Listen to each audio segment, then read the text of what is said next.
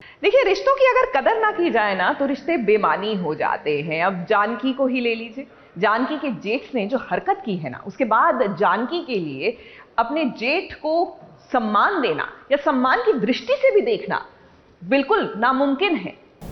भगवान गवाए इस बात की, सिर्फ आप लोग विश्वास नहीं कर रहे।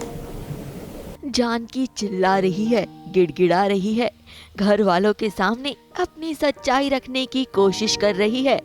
राजेश ने जो जानवी के साथ बदसलूकी की है, उस राजेश का चेहरा सबके सामने लाने की कोशिश कर रही है। लेकिन जानकी की बात पर कोई यकीन करे उससे पहले ही राजेश चिल्ला चिल्ला कर अपने भाई को डरा कर इस सच्चाई को दबाने की कोशिश कर रहा है।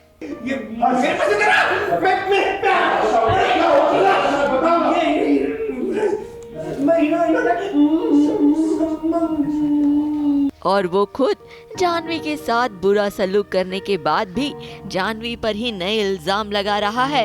ये झूठ इसलिए बोल रही है क्योंकि अपना पाप छुपाना चाहती है। बता दे सबको कहां दिखाना किसके साथ।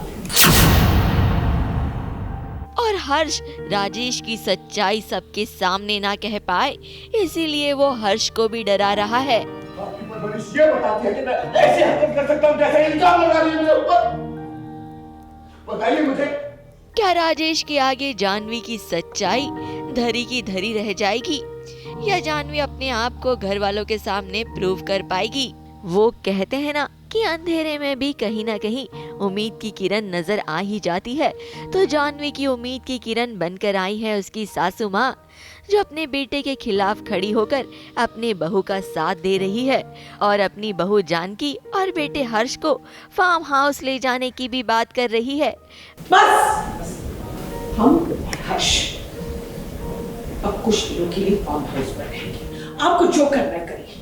वाह भाई, सच्चाई का साथ देने वाली ऐसी सास सबको मिले। अब सासू माँ जानकी का साथ दे रही है तो जानकी इस जंग को जीत ही जाएगी, क्योंकि टीवी सीरियल्स के अंत में जीत तो टीवी की सुपर बहू की ही होती है ना। ABP news report.